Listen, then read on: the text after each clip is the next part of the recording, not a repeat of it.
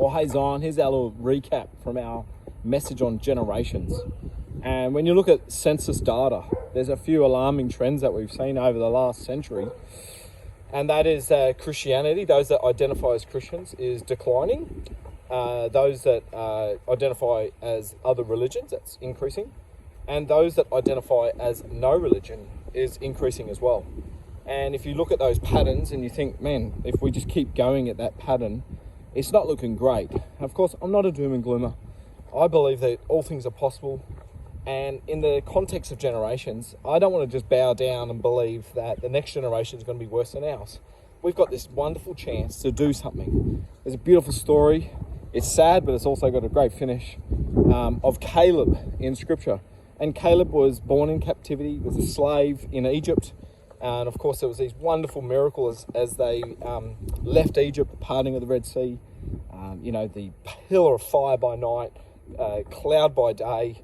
I mean, God gave them water out of the rock. I mean, just unbelievable miracles. And God says, hey, I want you to pick someone from each of the 12 tribes of Israel, and you're going into the promised land, spy it out for 40 days. And so 12 representatives, one from each tribe, go into the promised land. And they come back and they say, man, it's amazing. It took 2 of them to take a cluster of grapes. And 10 of them came back saying, it's amazing, but there's great armies. The giants are there, the descendants of Anak. And we just can't do this. But Caleb and Joshua, they said, no, we can, because God said we can. And of course, God honored that. But those other 10 prevailed. And they got the people to grumble. They even got the people to say, let's go back to Egypt. I mean, unbelievable. But God said, man, I can't believe you're doing this. You're breaking my heart. I'm going to punish you for that. In fact, anyone that's over 20 years age, you're actually going to die in the wilderness. You won't see the promised land. The next generation will. And so, of course, this is just a very quick, condensed version. But time flies.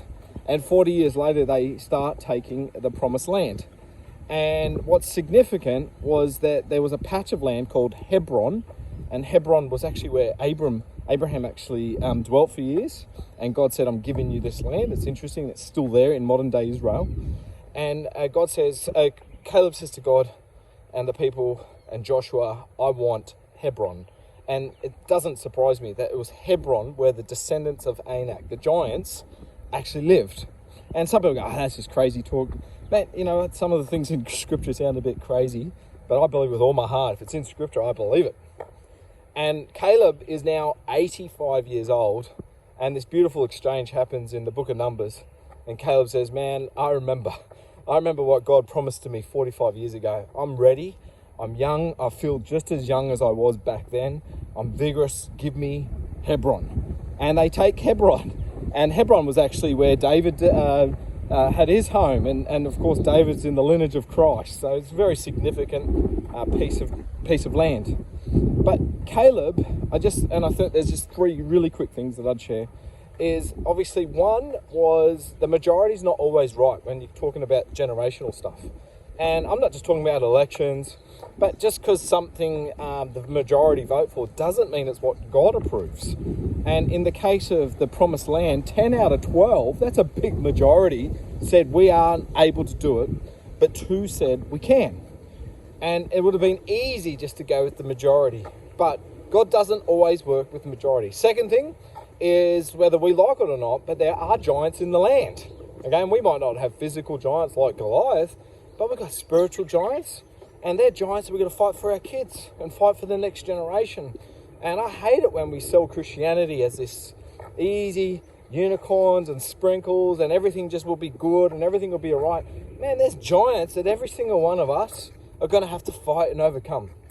And then finally, from Caleb, I think he sets this beautiful rule that it's never too late to fight. And it's so easy, I use the story of my family, especially my dad, and I say this honorably, but man, if there is food that's past its best before date, a lot of families would just throw it in the bin. Let me tell you, my dad, if it's 5 years past its best before date, man, he will not waste it. He will eat that. And I feel like that's the same with our faith and our journey.